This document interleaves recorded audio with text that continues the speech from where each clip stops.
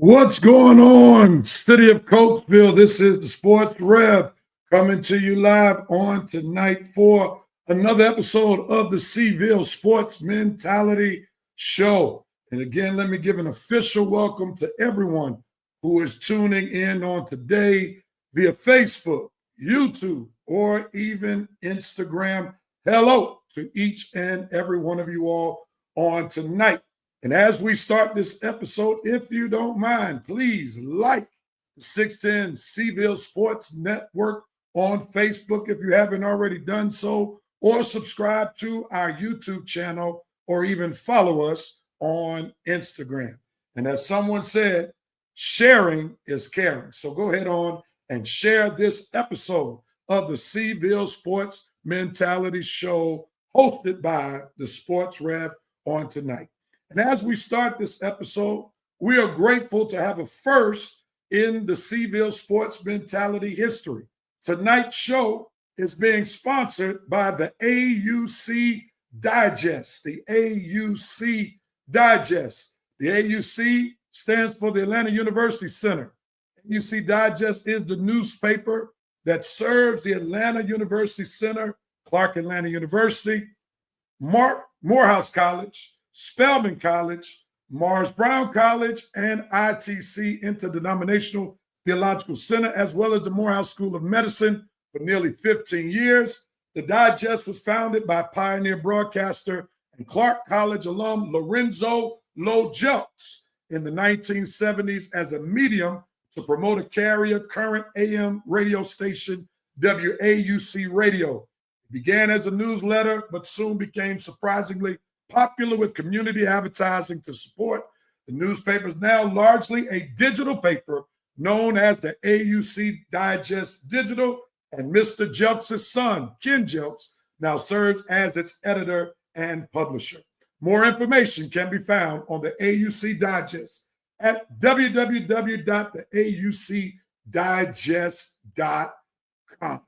All right, and we want to thank in a very special way Mr. Ken Jelks, who's also known to me as Pastor Ken Jelks, for sponsoring this episode of the Seville Sports Mentality Show. And I'm grateful that while I'm in Coatesville, I still have friends who want to help the city of Coatesville out all the way in Atlanta, Georgia, where I came to Coatesville from, to be a blessing to the 610 Seville Sports Network.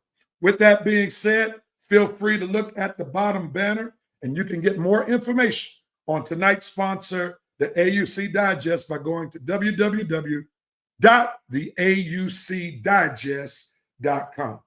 All right, let's get this train, or let's continue to keep this train moving as we have what we call our cash check-in. And this is a time where we invite all graduates in particular of Coatesville Area High School to check in. And when you check in, feel free to type in the chat what year you graduated from Cash. And if you're not a graduate from Cash, that's okay. We want to hear from you too. Please check in and let us know that you are tuning in. I believe we already have some people who have shown that they wanted to show that they were tuning in. Good evening to you, Cecilia Jones-Harris, who happens to be my mother. And she says, good evening to the Sports Rev. Thank you so much, Mother, for tuning in. Brother Hank Lewis Jr., he's representing the class of 1973. And I see I have some hands from Sister Imani Williams. Thank you so much. And Sister Harris wanted to provide some context with our sponsor on tonight. Mr. Jelks was also the first African-American television news anchor in Atlanta, Georgia, and that is factual. WSB News. That would be Channel 2 if you're ever in Atlanta, Georgia. So thank you for that historical information. If there are any other persons who would like to check in, please do so at this time. We'll give you about 10 more seconds to check in. If you don't, you can feel free to check in a little later. All right. I'm going to give you in 7, 6, 5, 4, 3, 2, and 1. We're going to keep this train moving. And we move to our segment of the show that we call Red Raiders Respect, where we want to show some respect to those sports teams as well as those athletes who have major accomplishments during this past sports week. So let's look at who we're showing Red Raiders respect to on this week. Here we go.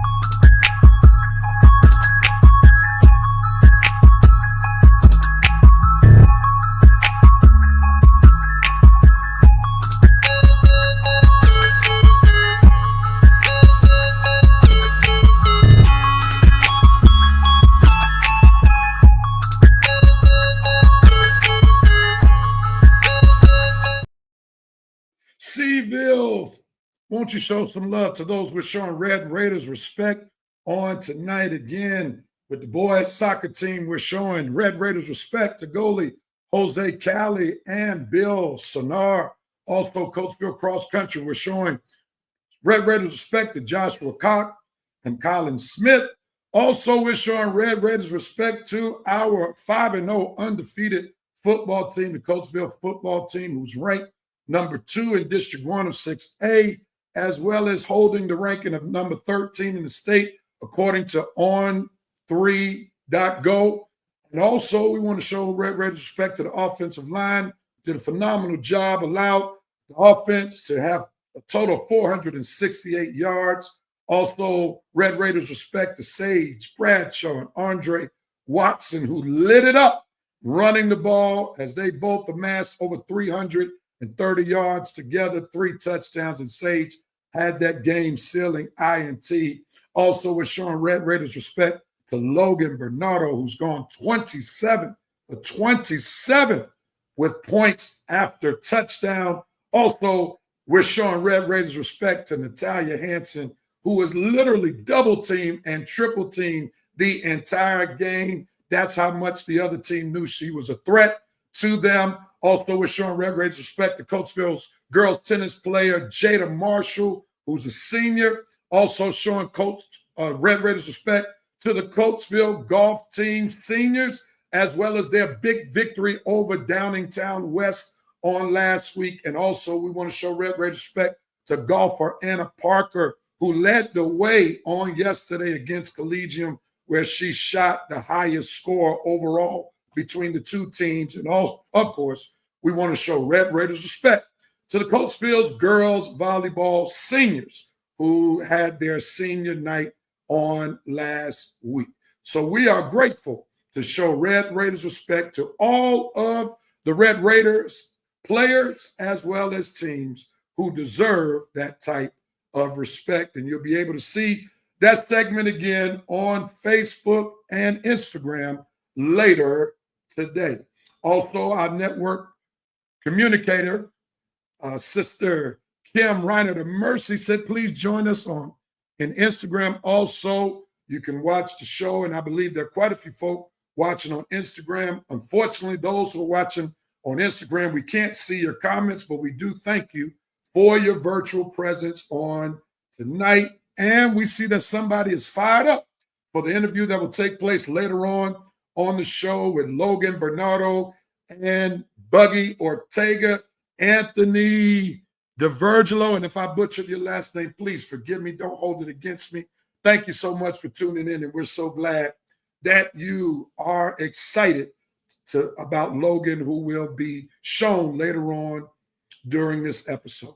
Well, ladies and gentlemen, we're going to bring on some special people in just a moment, but next month is coming right before our eyes. And one of the traditions that's been going on over the past 2+ decades is that we have a Coatesville Hall of Fame induction. And on tonight, I'm grateful that we have some of the Hall of Fame committee members who are responsible for picking the inductees who are with us on tonight. And before bringing them on, let me just show an image that was done by one of our own on 610 CVille Sports Network, Kim Mercy, our network communication leader, as she put this flyer together. As we know that the Hall of Fame will take place on Saturday, October 18th, 2025 at the Coatesville Country Club, beginning at 5 p.m. We'll allow the committee members to share more about our inductees, and also you can get your ticket and be there for $50, and tickets are available at the Coatesville Flower Shop, and you can see the number, and we'll seek to have that information published throughout the broadcast. With that being said, at this time, we want to bring in some of the committee members, and on tonight, I'm grateful to have the president of the Hall of Fame, Mr. Jeff Chalfant, as well as Amin Garnett, the chairman of the Special Recognition Committee, who are with us tonight. Won't you welcome them as they come on in? Good evening, gentlemen. Good evening. Good evening, Reverend Michael. Thank you for having us. It's a pleasure to have both of you all, and thank you all for accepting our invitation. And we want to thank one of your fellow committee members, who's also one of our 610 task force members, Brother Josh Kranz, who helped put this together for us on tonight. So we thank him in a very special way. So I want to start this interview with Mr. President. Mr. President, Mr. Jeff Chalfant, what is the overall mission of the Coatesville Hall of Fame, and how do you see it impacting the Coatesville community? Our mission statement, it's pretty simple, Michael. It's to honor those athletes, coaches, and administrators that have excelled in the field of athletics at Coatesville High School. As everyone knows, and I'm sure you have picked up being fairly new to the community, athletics go back a long way. We have 268 inductees into our Hall of Fame, and we estimate probably 8,000 athletes have competed on the varsity level in the history of Coatesville, and 268, that's the best of the best. We have an inductees going back to the class of 1921. So it is a big thing. The community comes together over athletics in Coatesville, always has. And it's just our honor to recognize those that have excelled in athletics. Again, of the 268 inductees we estimate there's approximately 178 that are, still with us. We have 29 people on our committee, 2 of whom were on the first committee 25 years ago. Wow. So that's pretty special too. keep that tradition going. Of course, the key is to bring younger people on board, such as Amin is one of our newest and youngest members. Amin is not only one of our committee members, he's also one of 13 on our committee who are inducted into the Hall of Fame. Amin had an outstanding career, cross country and track, and so he brings that perspective to the committee, fresh eyes, if you will. So we don't take it lightly what we do for the community. The banquet every year, we usually get in the neighborhood of 300 people, and it's a Coatesville sports reunion. And you hear the athletes, their induction speeches, and the people that had an impact on them, that have touched them. And it's just a great evening. I urge anyone who's never been to one, make this the first one. This is as you said, our 25th anniversary. I will say tickets are available at the Flower Shop, but October 8th is the deadline. We have to cut it off to get our orders into the country club. So get out, get a ticket, come to a banquet. You'll want to come back. It's just a great, great evening. The president has spoken. The date is October 8th. Get your ticket before that time. So go over to the Flower Shop before October 8th and get that ticket. I'm going to pose this question for either one of you all to answer. How does the committee balance honoring athletic achievement with character, leadership, and community involvement? Amin? Yeah, well, first off, we have a selection process. So, I mean, there's different resumes that get sent in, and, we tirelessly take our time with, I guess, like selecting and weeding out and seeing, who in the community and as far as their sports achievements, deserves to get a vote. And we also double back. So it's not like we just ignore, people that get submitted, So, this is a process, and, we each take it seriously. All right. And can you do us a favor? Can you walk us through the nomination and selection process for a new inductee? I would like to say follow up on what Amin mentioned. To be considered for the Hall of Fame, a resume is required. And a lot of people in the community don't realize that. We announce it every year at our banquet. It's in on our webpage. It's in our program. We don't sit around just pulling names out of the air. An athlete has to have a resume submitted by himself, a coach, friend, relative, and then once we get all the resumes, we have our discussion in February. We discuss all the candidates. And as you can imagine, with the rich history of Coatesville athletics, the resumes we get it's tough because we only take 10 to 12 inductees in per year. So again, it's the best of the best. So we discuss it not just at our February meeting. People talk about different athletes in the course of the whole year before we have our voting meeting. And then our process is pretty simple. We have 29 committee members, and so we take a vote, and some years it's close. There's the occasional athletes get in on the first ballot, as you can imagine, the elite athletes. But it's a process. Amin can speak to. He's fairly new to this, so I'd be interested in his perspective, how he sees it.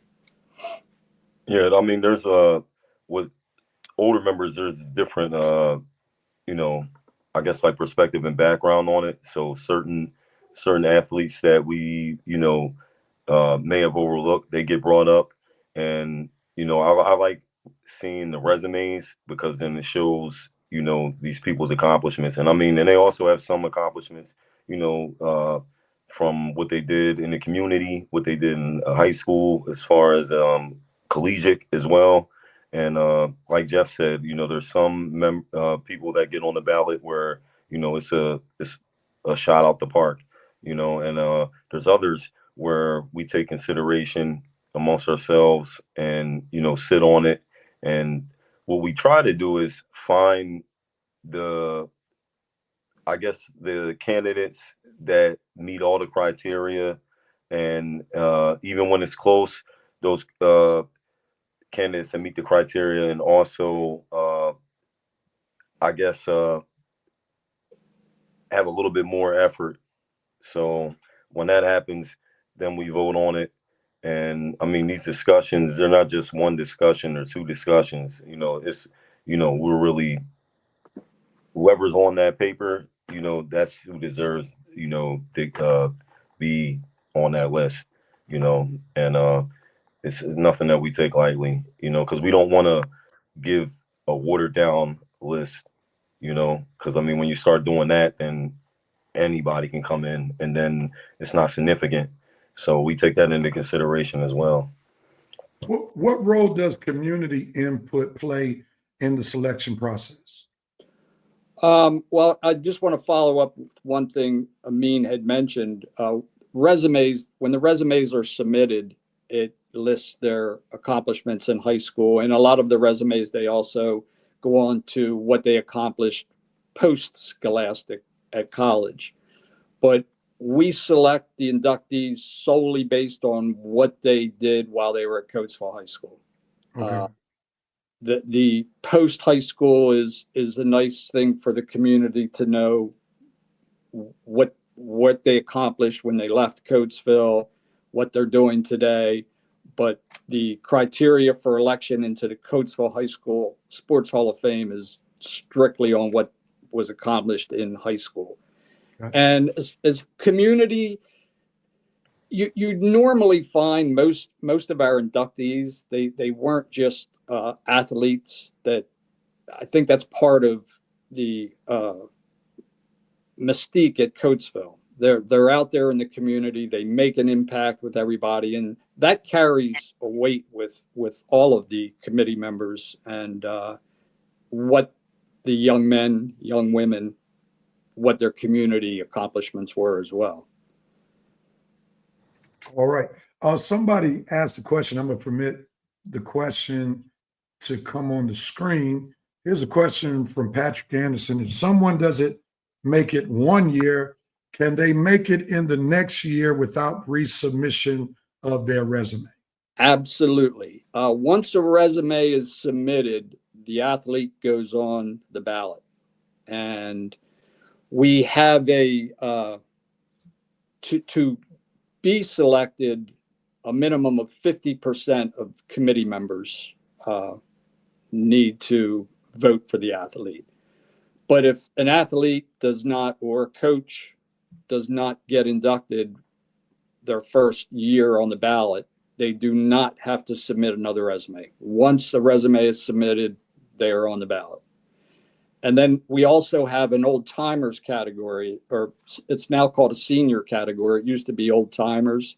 Now seniors, if they have to have been graduated 50 years from Coatesville High School, then they're considered a senior candidate. So a lot of our athletes, if they don't get in on the regular ballot, they can still have a chance once they get on the senior ballot. All right. Thank you so much. And if there are any other questions from persons who are watching, especially if you're on Facebook or YouTube, feel free to type in your question and we'll seek to put it on the screen for the Hall of Fame committee members. Before I ask you about this year's inductees, let me ask this question. What are some of the toughest decisions the committee has faced in recent years when making a decision? I'll turn it over to Amin and get his view. Mine is there's just so many talented athletes that it's tough to pick one or two from the same sport. We try not to take multiple athletes from the same sport, but the last few years we have taken two. 2 years ago we took 3 football players. Our list on our ballot had 11 all-state football players. So to take only one per year, it's those athletes are going to sit on that ballot for a while. So we started to take two football players. We took 2 last year. 2 are going in this year. 3 went in 2 years ago. So that's, for me, the toughest thing is there's just the talent level is just so great that it's tough picking 1 or 2 per sport. Mr. Garnett, chime in on this question.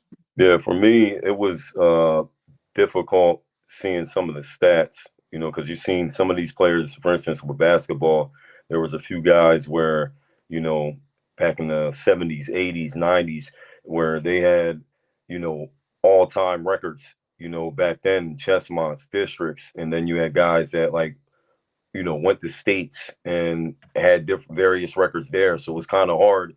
And then even with there was a guy in the wrestling category where he was basically, I think, all American. So it's like when you weigh that out, and you only have so many people that can be on there, it's hard to whittle it down, and determine, well, you can't make it in because this guy did this, so that was the hard thing. And that's why we have a committee that runs it by at least 29 other people, so then we can get their ideas, because there might be a stat that's overlooked that they may find that might pique our interest, and say, what, maybe we need to give this guy another look, so that was what was difficult for me, trying to whittle it down.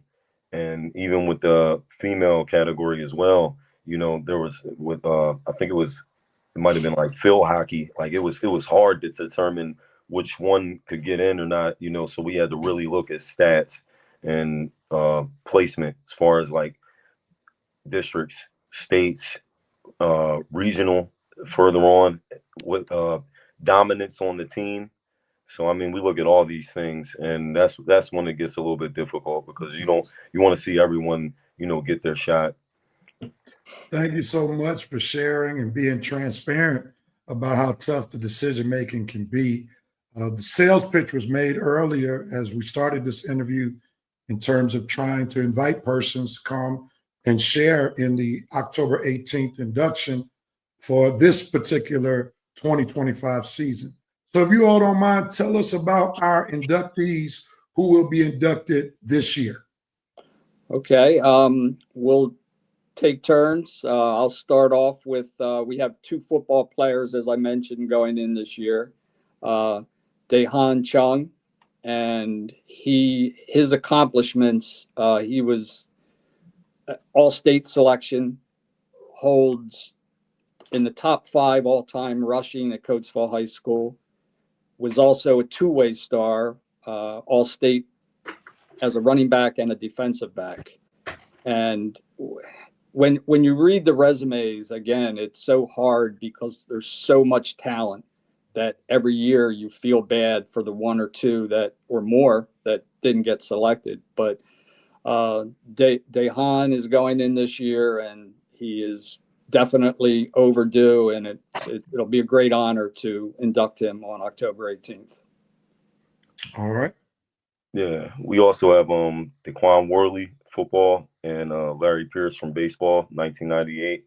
And I believe Daquan Worley and Daehan Chung, they were both were on the same team before, so that's interesting. And then for the females, Sarah Hudson for basketball, class in 2019, and our own Samantha Miller for track, was very dominant, and Sydney Taylor for field hockey, 2018. So it's pretty balanced. And then we have Tom Flood for the senior baseball and basketball. So he was a dual sport, and he was a class in 1962.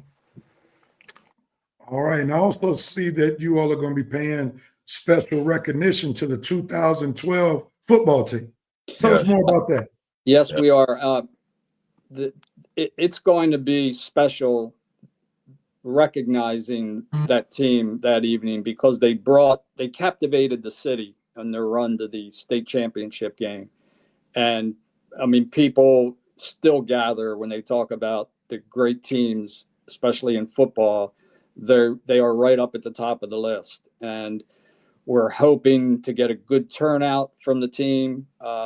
And Amin, as chairman of the Special Recognition Committee, he's been spearheading the effort to get the word out to team members, coaches, and I'll let him take over, but he's done a fabulous job so far.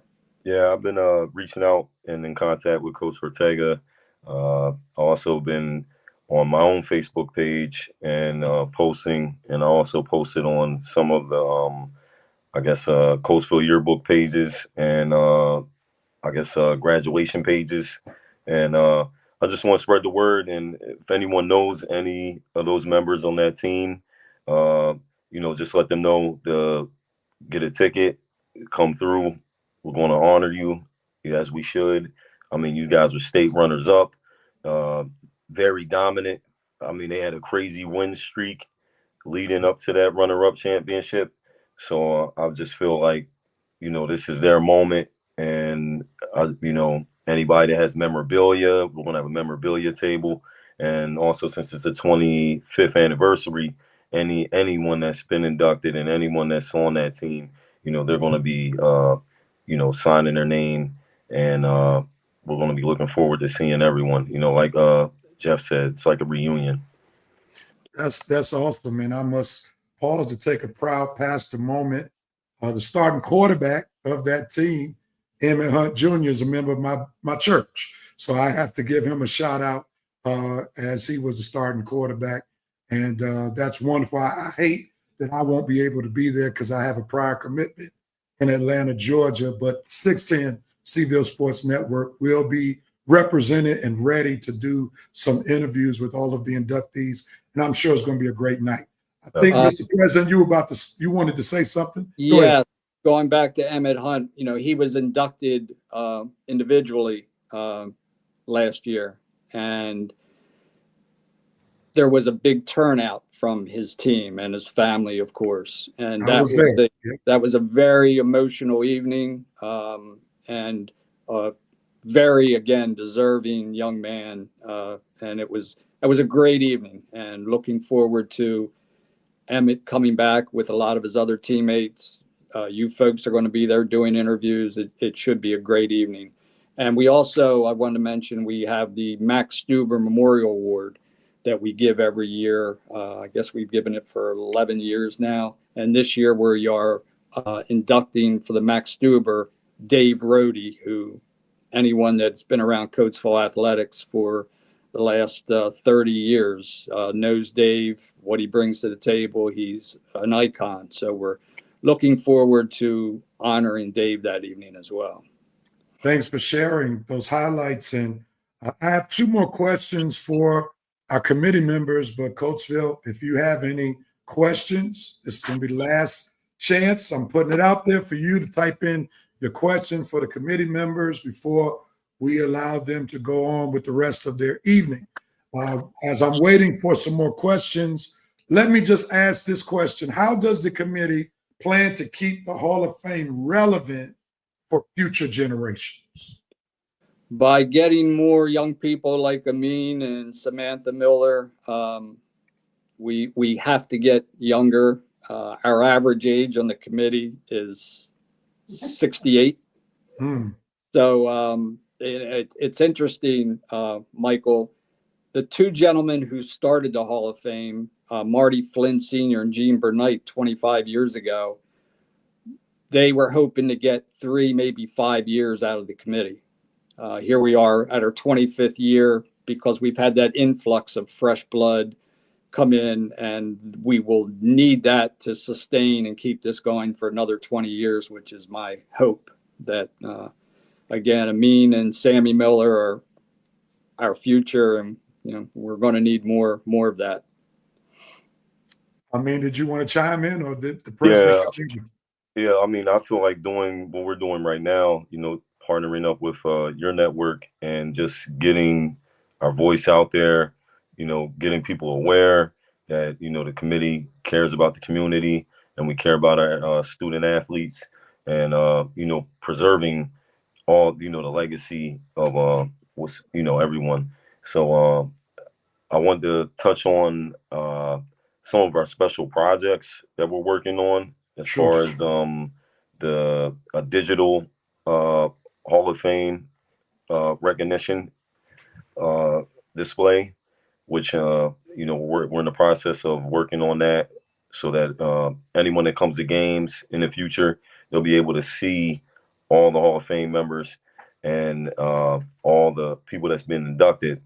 And I feel like if you need an example of that, Lower Marion High School, they have one, and I mean it's very interactive, and it won't just have uh, just sports as well. It also have other academic accomplishments. So like we're working with the school to try to bring this to light, and it's a lot of trying to raise funds, but I believe we can accomplish that. And like Jeff said, I mean, if the more people that we get involved and the younger that we go, the more we'll be able to carry on this legacy. So That digital piece right there, that yeah, definitely will speak to the younger generation for sure. yeah, we got Last to question. evolve. Yeah, Yes. last question for the both of you. Okay. What advice would you give to young athletes who aspire someday to be Hall of Famers in Coatesville? And might I add, we have quite a few right now that I know at some point will be inducted, for this is a great time to be a Coatesville sports fans, for we have an array of talent across the sports who will be future inductees. So what advice would you give to athletes who aspires to someday be in the Hall of Fame? I would say to these athletes, go out, give everything you have, do your absolute best. At the end of the day, when you go in that locker room, if you knew you did the best you could, that's all anyone can ask. And keep that dream alive. The last few years, we've had a few younger athletes inducted, and I was surprised. A couple of young ladies 2 years ago said, we used to talk about getting in the Hall of Fame when I was in high school. And that really surprised me that that's still resonating now with the classes, because an athlete has to have been graduated for 5 years to be considered into our Hall of Fame. I'd like to add that as well.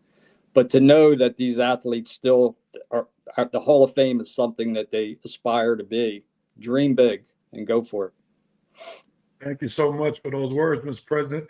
Mr. Garnett, you want to add to what the president said? I mean, I look at it like manifest destiny. If you can see it, if you could dream it, visualize it, focus on it, and harness all your talents and your energy towards it, then you'll be able to accomplish anything. And then also, I say don't be afraid of adversity. I remember I was a freshman at Coatesville, and that was the year that we lost to Downingtown when it was it wasn't East and West, it was just Downingtown, and it was the first time we lost in 22 years. And I mean, everybody was, distraught, the whole track team. And it seemed like it was the end of the world. But once we looked at adversity in face and, decided to work harder and hold on to those losses as well as the wins, and we were able to go another 20 straight years with Chessmont championships. So I mean, anything is possible. Don't look at a loss as the end of the world. Look at it like a teachable moment. And remember, just because we're from Coatesville, I know we're always, I guess in the papers, they always paint a bad image of us. But I mean, if you walk inside of Cash and you walk inside of the 910 Center and you see the pictures hanging up of all the scholars and all the athletes, then you know that's a difference. A difference is being made every day. So if you can believe in it, then the rest will take care of itself. Thank you both so much for sharing about the Hall of Fame process, the current inductees this year, as well as giving good advice to future Coatesville Hall of Famers and what they should do. I truly appreciate you all taking the time to be on our show. Again, thank you so much for making arrangements for the network to be present and accounted for on October 18th. Also, Seville Sports family, make sure that you go get your tickets at the Coatesville Flower Shop, $50. Remember, the president said the deadline is October 8th. So go ahead and get those tickets. Well, Very Cville good. Sports family, please show your love to the president, Mr. Jeff Chalfant, and Brother Amin Garnett. Thank y'all so much for being Thank you, on Mike. the show tonight. Have a good Wonderful night. job. Thank y'all so much. Thank you. All right.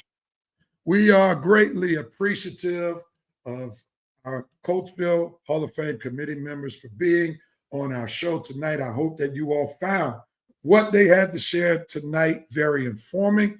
And I pray that hopefully something that they said may have pushed somebody to get that ticket for October 18th.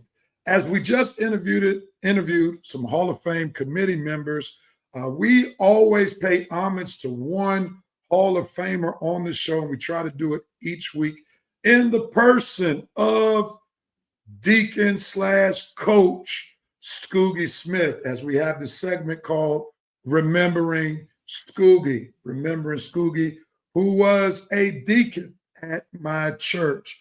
And we always want to pay homage to Deacon / Coach Scoogie, who was the only boys basketball coach to ever win a state championship. And on today, I want to just share a quote that was shared by a dear friend of mine, a Cash graduate, 1996. We literally grew up together. Before I moved away to New York, I lived in Coatesville, and we used to play church together. And these are words from Jermaine Mathis. Jermaine Mathis, he is the part of the class of 96. And he shared something that I think you'll find very informative as we remember Scoogie during this segment. Listen real quickly. As we post this on the screen, let me get ready to read it for you, and I hope you find it informative. Here it is. There is a song most made popular in 1968 by the Consolers entitled, May the Work I Done Speak for Me. The question is often asked, what is in a name? Almost everyone has a nickname. Yet with this individual, he was known more by his nickname than his first name. However, one may ask, what is Scoogie? And how did one by the name of James Smith get such a name? Yet, if one were to review the definition of Scoogie in the Urban Dictionary, she would find that Scoogie is one that expresses love or someone that you love. After just spending 1 minute with the one that was named James Smith, most certainly anyone would see how his nickname fits just who he was. Scoogie was one that exhibited love with everything that he did. Can y'all show some love to Jermaine Mathis, class of 96, who shared that remembrance of Coach / Deacon Scoogie for our Remembering Scoogie segment? Can y'all show him some love? Send up some hearts if you found that very helpful. And if you knew Deacon / Coach Scoogie yourself, if you know it to be true, what he shared, come on and show some love on today. All right. We want to thank Jermaine Mathis, class of 96, for sharing that information about the nickname Scoogie, and indeed the nickname fit who he was. All right, everybody. We're getting close to our next interview. But before we do that interview, let me just once again thank our sponsor for today's show in the organization and business known as the AUC Digest. The AUC Digest, we thank them for sponsoring tonight's episode of the Cville Sports Mentality Show. And also, let me just share real quickly again, the AUC, Atlanta University Center Digest, is the newspaper that serves the Atlanta University Center, Clark Atlanta University, Morehouse College, Spelman College, Morris Brown College, ITC, Interdenominational Theological Center, and the Morehouse School of Medicine for nearly 50 years. The Digest was founded by pioneer broadcasting Clark College alum Lorenzo Lowe Jelks in the 1970s as a medium to promote a carrier current AM radio station, WAUC Radio. It began as a newsletter, but soon became surprisingly popular with community advertising to support. The newspaper is now largely a digital paper known as the AUC Digest Digital, and Mr. Jelks' son, Ken Jelks, now serves as its editor and publisher. More information can be found on the AUC Digest at www.theaucdigest.com. And again, let's thank our sponsor for tonight's show, the AUC Digest. And if by chance you would like to sponsor a segment of the show or some aspect of the 610 Seville Sports Network, or if you'd like to sponsor the entire network, feel free to reach out to send an email to us at 610 Seville Sports Network at gmail.com. I'm going to ask Kim, if she's still watching, to type that in the chat so we can post it on the screen. All right, ladies and gentlemen, now it's time to prepare for our second interview on tonight. This is a pre-recorded interview, and on last night, I had the wonderful opportunity to interview two great young men who happen to be a part of our football team. And one of them also, while playing football, is playing soccer. So I was grateful to have this wonderful interview with our starting quarterback, Buggy Ortega, and our field goal kicker / soccer player, Logan Bernardo. Seville family, go ahead on, hit the like button, share, let somebody know that Buggy and Logan are about to get down in our interview on tonight. Let's watch this interview. For the 610 Seville Sports Network, and particularly for the Seville Sports Mentality Show, interviewing two of your football players. One is also a soccer player.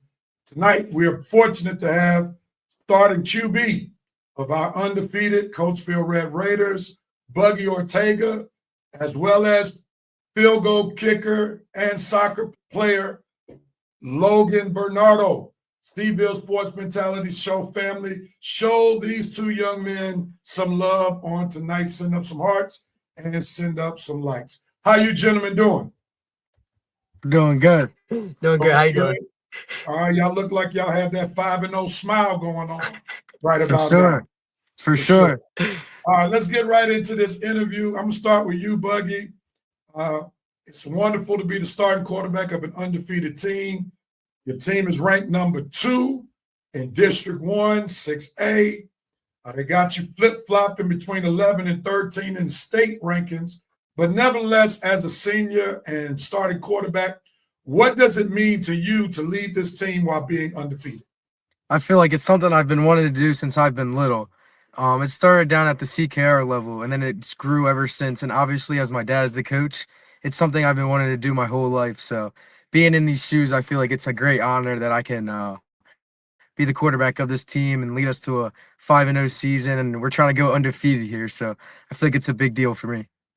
Now, you played for Coatesville all 4 years, am I correct? Yeah, I've been playing for Coatesville my entire life, and then obviously, for the last 4 years.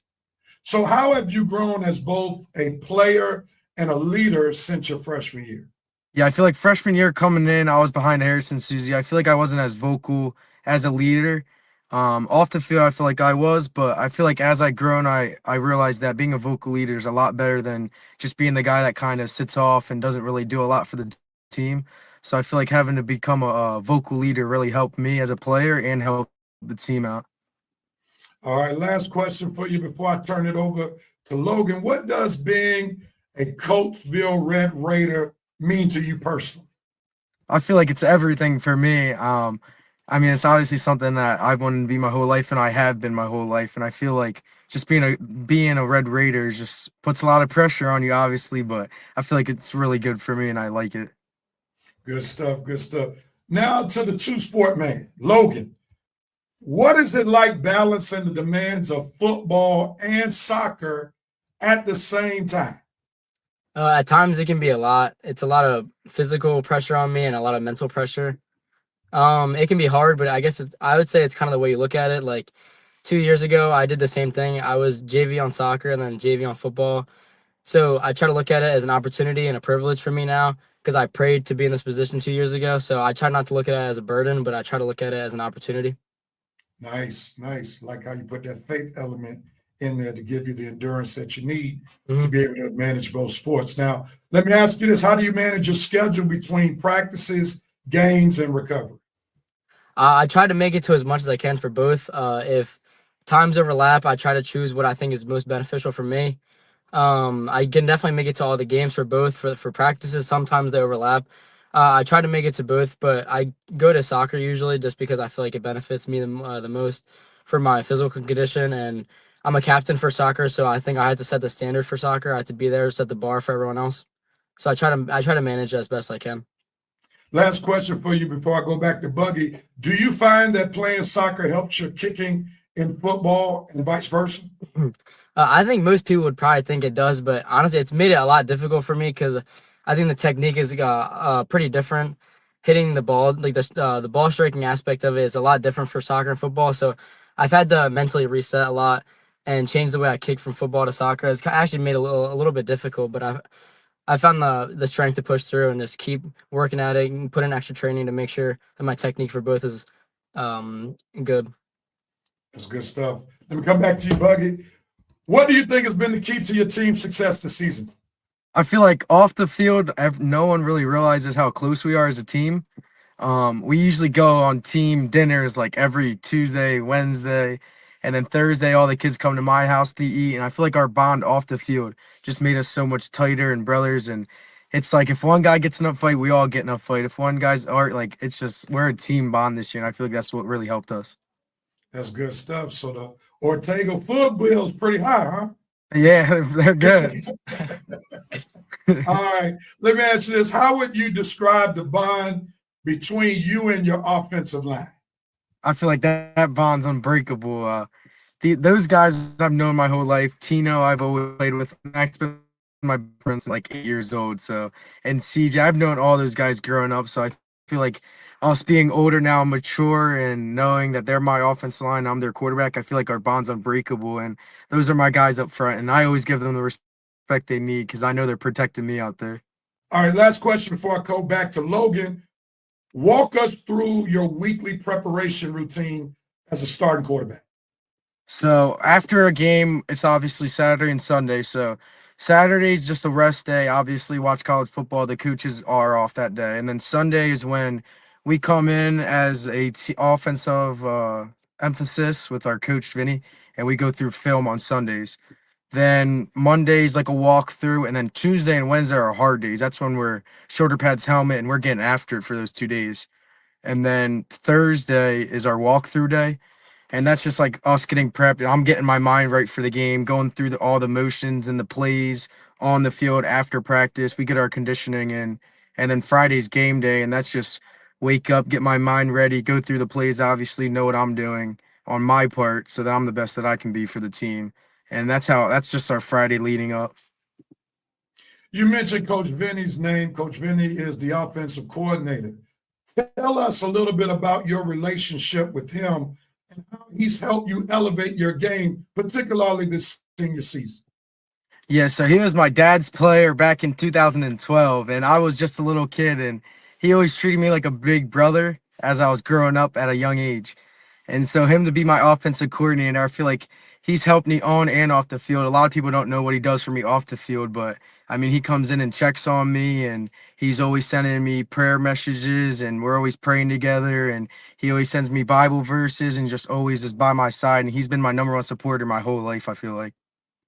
Sounds like I need to start calling him Deacon Vinny since he sent you all these scriptures. That's Yeah. good. That's what's up. And that's a wonderful bond that the two of you all have with Yeah. one another. Let me go back to Logan. Logan, you are phenomenal with the extra points. You have not missed an Thank you. extra point all season long. So what has been your most memorable extra point so far? Definitely the second game of the season when we played Smyrna. I think it was one of our linemen. I think it was Max he got a penalty and it moved me 15 yards back, so it was a 35-yard extra point, and it was a lot of pressure. I just remember looking at my holder Adam, and we just started smiling at each other. I know a lot of people were doubting me in the stands, so I definitely felt the pressure, but we both knew that I was capable of making it, so I gave it everything I had and I knocked it down. So it was definitely an enjoyable moment for me. This past game, you all were down by 2 scores, and this was probably one of the few times where those extra points were pressure Mm-hmm. kicks because you all were down. Mm-hmm. So tell me about your mindset as you were kicking, particularly in this last game, as every point literally needed to count because you Mm-hmm. all were down at the beginning of the game. Mm-hmm.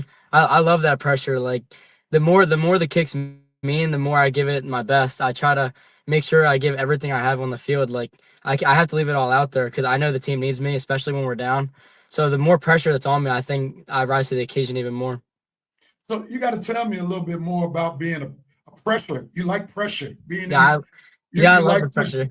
pressure. So how did you develop that type of frame of mind to invite pressure? Most people want to be rid of pressure, but Mhm. you say pressure, hit me with your best shot. How did you develop with that kind of mindset? Like I said earlier, like when I was on JV for football, like all I wanted to do was be in the kicker in front of me's position. Like I had no pressure on me. Like all I wanted was the pressure to have a kick matter and for people to care about what I did. So to now have that pressure on me, it's really a privilege. It's not a burden. So even like that pressure, I'm grateful for it. Like because a lot of people want to be in my position. A lot of people want the pressure that me and Buggy have, but not everybody can have it. So it's not something to be mad at or anything like that. It's something to be grateful for because it's a privilege to have that kind of pressure. Pressure is just people caring about what you do. It's people putting the pressure on you. I think you should be grateful for it, not look at it as a burden. Good stuff. All right. We're going to come back to you, Buggy. Let me ask you this. And I want to get into your mindset. What motivates you most every time you step on the field? I feel like I've been doubted a lot my whole life. So since I've been little, just for being the small guy out there, even from CKRDs, everyone would just like doubt on me and always doubt on me, saying I was too small, and it was like daddy's ball or it was the coach's son. And I feel like me going out there and performing and can do what I can do best, and not even proving them wrong, but proving myself right. I feel like that's really big for me, and just going out there for God and obviously my family. I feel like that's really my biggest motivators. Tell us a little bit of the pressure you probably have felt since you've had brothers to come before you. Yeah. And your brothers have done well. They played for Coatesville and they've gone on to do other things. So tell us a little bit about the pressure being the young Ortega following your brother's footsteps. Yeah, obviously both of my brothers have been very successful in the sports. At Coatesville here, they moved on. Both of my brothers are went Division 1 out of high school, so I feel like that was a lot of pressure onto me. But I feel like people look at it as a negative because they're like, oh, he's not going to reach his potential, or Tommy or Ricky's potential. But I look at it as like they can help me out because they were in my shoes before, so they can tell me what I'm doing wrong or right, and then they can also help me build my game. So I feel like it's something special, I feel like. You've mentioned several times about faith and scripture. So I want to ask this question. What role does faith play in your preparation and performance? I feel like everything that we do is for the glory of God. So I feel like that's just really big in our faith, and even our football team. We've have a good group of guys that believe in God and our faith, and I feel like that's really helped us on the field that people don't realize. We have a study with Josh Crans before the games, and it used to just be a small pod of us, like about 5 of us, but now it's rose to like 30, 35 kids on the football team, and I feel like that's really big. Wow, that's real big. And that might even give us a snapshot on why y'all being so successful Yeah, for because sure.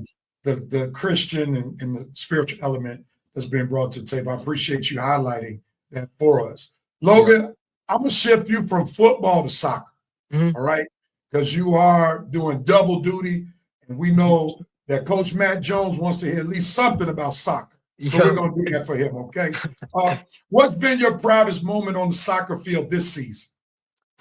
I'd have to say we beat Sun Valley at home at night, and it was a really special feeling because it was our first win of the season, and I know a lot of us, I think me, my dad, and the whole team, honestly, we know how much potential we have. And it hurt a little bit to not get that first win for a while because it kind of like shook our mentality. We questioned whether we actually were capable of doing what we thought we could. So to get that first win, especially in front of all of our community, it was really special. Honestly, I'm really proud of that moment. It really proved to me and our teammates that we could really do this. Like we really have the potential to do a lot this season, and I think I'm really proud of that moment. Now, you have a similar situation to a degree as Buggy, and that is you also are coached by your father.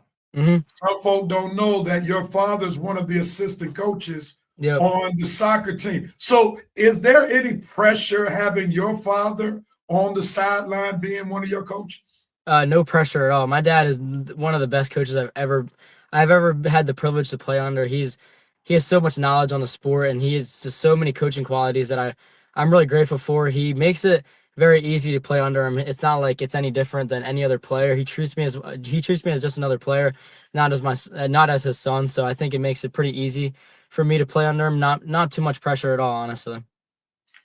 Your allowance just went up because you said all those good things about your dad. All right, last question for you before I go back to Buggy. How do you mentally switch gears between a Friday night lights football game and just like this past weekend, a Saturday morning soccer game?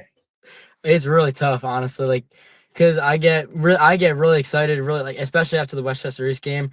The emotional roller coaster of the game was like we were down, and to come back and win, like I was so happy. But then you got to flip the switch and just get level headed immediately for the game the next day. So you got to reset mentally and understand that it's another opportunity comes up. You can't be too like you can't dwell too much on the game before. You just got to reset and take care of the opportunity that God's giving you the next day. Nice. Love those responses. All right, Buggy, let me ask you this question. As you are in your senior season, what are your goals for the rest of the season, both personally and for the team? For the team, it's obviously first off is Chestmont's. That's all of our heads. All of our heads are just at Chestmont's. And then after Chestmont's, it's obviously the district championship and then the state championship. But what I've been trying to preach to the kids is let's not look at the state championship and the district championship. Let's just get to the Chestmont championship first and let's win that. So that's been the mentality, I feel like, for the team is just the Chestmont championship, not the district or states yet. So I feel like that's cool by going for my personal goal. I feel like it's just to go undefeated for the guys. I feel like those are my guys, and I can't let them down. And not saying that it's all the pressure's on me, but a lot of the game is on me because obviously I'm the quarterback. So I got to be the best that I can be and go out and win for those guys. Nicely said. Now you're not only playing for an undefeated season, but you're also playing for your legacy. Yeah. How people will think about you once your career at Coatesville is over. So when younger players look at you, what do you hope that they learn from your example? I want them to look at me as a unique player, not just like a quarterback that just sits there and just throws the ball. Like I want them to be able to like you guys see me out there. I'm just like free. Sometimes I run around, just make plays, and I want people to be like, geez, like he was a playmaker. Like I want to be like him, not just like a guy that just sits there and just throws the ball. Like I want to be able to move and obviously do a lot of different things at some kids. I like to be different. I don't like to be like everybody else. So I feel like that's really big. And I want people to see that I'm a leader. So I want them to look up to me as a leader. Last question for you on this one. When people think about the 2025-2026 football team, what do you want that legacy to be, let's say 10, 15 years down the road? Everyone I feel like looks up to that 2012 team, and everyone's like how good they were and like how they won and all the players on the team. I want people in the decade of like not forget about the 2012 team, but look at us and just be like, that was the best team to ever come through Coates. So I feel like that's the goal. Nice. Now, since you mentioned 2012, your father was the head coach. That's the only team in Coatesville football history that made it to the state championship game. You were probably an adolescent during that time. Yeah. So tell us your memories about that 2012 team who happens to be going to the Coatesville Hall of Fame this year. So tell us about your memories about that team. Yeah, I was really young, but I have some memories. A lot of them were from the team night. They did that Thursday night dinner at my house back then. I just remember the kids coming over. I'd be so happy because I would be able to play with them, and we would play like they would go on their knees and play football with me, and I would try to tackle them. And I feel like that's one of my memories. And another one is I remember going to the state championship game. My mom drove up, and we were with my brother Tommy, and I just remember going up there and then looking around the stadium and looking how big it was. That was like my key memories from those years. Nice. Let me go back to Logan. Here it is. What drives you to commit to two sports instead of focusing on just one? I think like especially because my parents talk to me about it all the time. Just like take every opportunity that you can. Like don't take it for granted, because in a couple of years I don't want to sit there and regret that I didn't kick for the football team or I didn't play for the soccer team. So I think the opportunity was there, especially like this spring. It was there. I knew it was open, so I gave it everything I had. I went on the field all the time just to kick because I knew that the opportunity was there and I didn't want to take it for granted and let someone else take the position. So I knew I just wanted to give everything I had. Next question for you. Who has been your biggest influence or support in helping you succeed in both sports? My dad has been a pretty big influence. He supported me through everything. I remember 2 years ago when the spot was open, I didn't know who was kicking. We used to go to these kicking clinics in Delaware, and he would pay $100 a lesson. I'm so grateful for it because it's taught me a lot of fundamentals about kicking, and it showed me how much he really cares for me. Because I was JV that season, but he was able to put the time, the money, and the effort in to take me and help me get better at a sport and help me take advantage of an opportunity. What lessons have you learned from playing both that you carry into everyday life? I would say from soccer, it's an 80-minute game. You can't do everything at once. So a lesson that I take away from that is just to take things slow, be patient. You're not going to score off the tap. This is not usually going to happen. You got to take it slow. You got to build up. You got to take take life a little bit slower. Take it one day at a time. Be patient. And from soccer, or from football, I can feel the pressure sometimes. I can feel everybody watching when I go out there on the field. So for life, I would just say that like there's sometimes in life there's going to be a lot of pressure on you. I read about it a lot, and it's like you think about it, like the devil is always watching you. Like he wants you to fail, he wants you to mess up, but to know that God's always with you and he's always by your side, he's always going to help you through those tough times. So don't be scared of it. Be grateful for it. Honestly, I always say, like pressure is a privilege. I thought you were about to say, "Can I get a witness?" I was about to say, "Yes." You sound like you're preaching over there. I love it. So it's clear that both of you have been blessed to come from good homes. Mm-hmm. Yeah, for sure. And I pray every day that you all understand the blessing Mm-hmm. that you both have received. For I'm sure you know some of your teammates, some of your fellow students were not blessed to have some of the family foundation that you both have been blessed with, and it's wonderful. It's evident. It's flowing all through your speech, Mm-hmm. and it's obvious that you learn about God from home Mm-hmm. and not from somebody else first. So that's wonderful. So I want you both, and I'm gonna start with you, Buggy. I want you to just talk about your family, how your family has helped you get to where you are. What does family mean to you? I feel like family's everything. My mom and dad, a lot of people might think they put a lot of pressure on me with football, but when I get home, it's not even just about football. It's just about how was your school day, or what do you need help with anything. It's more outside of football that they talk to me about. I mean, football is obviously the main thing because my dad played. My dad's the coach and he played, and my mom played sports, but they try to keep it out as much as it can because they don't want to make my whole life that. So I feel like that's really big. And then my brothers, they're always there for me through anything. I can rely on them for anything, any questions or anything, because they've been in my shoes before. So I feel like it's really helpful that they've been in my shoes so I can ask them questions and they can help me out. Same question for you. I would say the family is everything to me as well. It gives me a break, especially from the long week I've had with soccer and football. I'm like barely even home anymore. Like on the weekends when I get to see my family, it's really nice to see my mom, my dad, my brothers, my two younger sisters. It's really fun to see them. It kind of reminds me that my life isn't just on the football field or on the soccer field or in school. It gives me a break, and it kind of reminds me that like I have a support system, and then they really love me, and it kind of gives me a good reminder that my life isn't just football and soccer. Nice, nice. All right. I'm going to get you out on these questions right here. It's going to be lighter questions right now. All right. Yup. Buggy, how did you get the nickname Buggy? Help me So- understand that. So when I was really little, like my mom used to call me Junebug. And as I got older, she knew that she couldn't call me Junebug for my whole life. So then my dad and my mom were like, what else can we call him other than Junebug? And my mom was like, maybe it can be Buggy. And then my dad was like, oh yeah, that's good.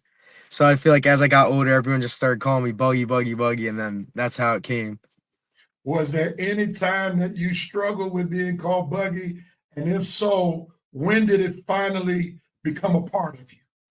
I feel like through football, through Little League, it's always just been Buggy, Buggy, Buggy. School teachers would call me my real name, Matt, but I never really liked that. I always liked my nickname. So I feel like it hit me that like my nickname was that big, was like on Friday night football games was when they say like Buggy Ortega this or that scored or whatever. I feel like that's when it was like, oh yeah, this really is like my real name, but it's not. Got it. I love it. I love it. Now, Logan, I'm gonna throw you a curveball. You're not ready for this. What was the motivation behind the blonde hairdo? Help us out. Help us out. I don't even know if you know what my hair looked like before this, but I had like a black middle part, and honestly, I just didn't. I got tired of the way I looked. It was kind of higher maintenance. Like I just didn't really like when I looked in the mirror every day. I didn't really like how I looked, and I just wanted to change. So I had no idea how this was gonna turn out. So I just buzzed my hair and I bleached it. And I look at myself in the mirror and I kind of smile now. It's kind of funny. So it didn't have much meaning to it, but I would say I just needed to change of pace, honestly. Now, let me ask you this. How long have you had the blonde look now? I got a buzz cut right after my junior year ended. So around June, I got a buzz cut, and then a couple of days later, I bleached it. So that's about how many months now? It's about like 3 months, but I rebuzzed it and I rebleached it right before the soccer season because I just wanted to restart so I could grow with the schedule of soccer and football. You don't have to respond, but it sounds like the ladies like it. I wish. All right. Real quickly, I want you all to do something for me because it's clear that y'all must like each other to be sitting in the dark doing an interview together, right? So that's what I want you all to do. I'm going to start with you, Logan. Tell us what you most appreciate about Buggy. And then I'm going to ask Buggy to tell us what he most appreciates about Logan. So you go first. Go first, Logan. This is my first year being like a true leader on the soccer team, being a captain. And honestly, like I've been around a bunch of captains before, but seeing Buggy lead on the football team, I definitely take away a lot from him. The way he's able to command the team and take a lot of responsibility and take advantage of it and just lead the team. Honestly, I take away a lot from him. I learn a lot from him. Good stuff. Go ahead. Buggy. I feel like growing up with Logan, a lot of people don't know, but it started in 6th grade, I would say, at Scott Middle School is when I started getting close with Logan. And I feel like all of his stuff with the God and stuff, and he always puts stuff out on social media. I feel like that's helped me learn, and just sometimes I sit back and I'm like, I'm going to go on Logan's page and watch his videos that he makes or watch what he's posting because he's a great leader on and off the field. So I feel like off the field, I really like want to be like him and strive to be like him every day. Nice, and that's wonderful that you both have mutual respect for one another. All right, last question for you both. Buggy, I want you to tell the Coatesville community why they need to keep coming out to support this undefeated football team. And Logan, you be ready to tell people why they need to come out and support this soccer team? I feel like a lot of things are happening throughout the city, and not even the city, but the world. And I feel like the Coatesville, nothing's like a Friday night Coatesville game. And especially since we're 5-0, there's no reason why everyone shouldn't be out here. And I feel like it just shows the unity of how everyone can come together on a Friday night and we can go and rep Coatesville. And I feel like that's really big right now because the world's, it's kind of bad right now. So I feel like it's something that people can rely on in the city, going to a Friday night football game and watching us who's undefeated. I feel like it's something special that people should come see. Nice. Well said. Well said. Logan, make your soccer pitch. Come on. I mean, to be honest, I think we're right where we want to be at right now in the season. We got a big game tomorrow night against Shanahan. I think we're gonna turn a lot of people's heads tomorrow when we win that game. So I think each and every game, I mean, if you want to be a part of a winning team, you better come out right now, because when we start to be successful, like the football team says it a lot, like stay on that side. Like once we become successful, you don't jump on the bandwagon. So if you want to see a team before it's really good, then come out right now. Come out tomorrow night to Shanahan. Nice, nice. Well, gentlemen, thank you both for giving us such a wonderful interview. You all are well-spoken as well as talented in your respective sports. You know, as the sports rev, I'm supporting you both. I'm on the soccer field and the football field, and I'm wishing you both the best. Look forward to the rest of your seasons. And want you all to continue to do well academically. And because of the foundation that you both have been blessed with, I know the sky is the limit for both of you all once you all leave Coatesville. So, ladies and gentlemen of the C-Ville Sports Mentality Show family, can you do me a favor? Show some love to your starting quarterback, Buggy Ortega, and your starting place kicker / soccer player, Logan Bernardo. Give him some love. Send up some hearts. Send up some likes. And gentlemen, we greatly appreciate you all taking the time being with us on tonight. Great job. Thank you so much. Thank you. Great job. Great job.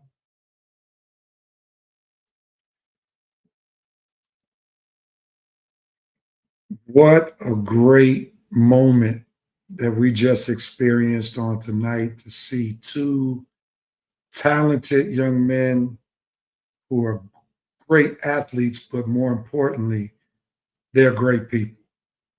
And we ought to celebrate what we saw on tonight. And also, really, we need to pause and celebrate their respective families. But what we saw tonight exudes what Scripture says, as I talk about as we're all about sports with the touch of Christ. This Scripture was on full display on tonight. And this is from the New Living Translation. Direct your children onto the right path. And when they are older, they will not leave it. And all throughout that interview, you can clearly see that these young men have been led by their families on the right path. Tonight, we saw live and in living color two young men whose lives have been built on a strong foundation. We see that because of that foundation being one that's built on Christ, it was clear that their identity has been shaped, as well as they have clear purpose. Also, we see that they are already prepared for lifelong faith. And we know life will happen. People do make mistakes, but we know because of the foundation, if they veer away at some point in time, for all of us, do it no matter how strong a foundation we may have. The good news is at some point, because of the foundation that has been laid, they will come back to their roots and be guarded against lifelong destructive paths. So I hope tonight somebody saw live and in living color why every child needs to be connected with Jesus Christ. For we want every child, and they have the right to have a strong foundation, because no child has to be born. Every child has the right for their identity and purpose to be shaped by God. Every child has the right to be guarded from destructive paths through a relationship with Jesus Christ. And lastly, every child has the right to be prepared to have a long, lifelong faith. Well, that's all that I have for you on tonight. I pray that you were blessed by this particular episode on tonight. Again, we want to thank the AUC Digest under the direction of Brother Ken Jelps, who I know as Pastor Ken Jelps, for allowing the AUC Digest in Atlanta, Georgia to sponsor this episode. Also, we want to thank our Hall of Fame committee members, President Jeff Chalfant, and also Amin Garnett for joining us tonight. Again, also, we want to thank starting quarterback of our football team, Buggy Ortega, and our starting place kicker and also soccer player, Logan Bernardo, for blessing us on tonight. And we have to thank their parents for being a blessing as well. Well, I hope you enjoyed. Like, share, tag somebody if you enjoyed this episode. And next week, we plan to have another episode of the Cville Sports Mentality Show. Let me thank our network coordinator, communications coordinator, Kim Reiner to Mercy, who does a lot of things behind the scenes. We greatly appreciate her, and also our task force, who helps us do what we need to do in order to give a wonderful show. Well, peace and love, everybody. Everyone have a great weekend, a great week rather. Make sure you support our Cville sports teams, and we hope that they will have some great accomplishments and great feats the rest of this week. Good night, everybody. Have a wonderful, wonderful evening.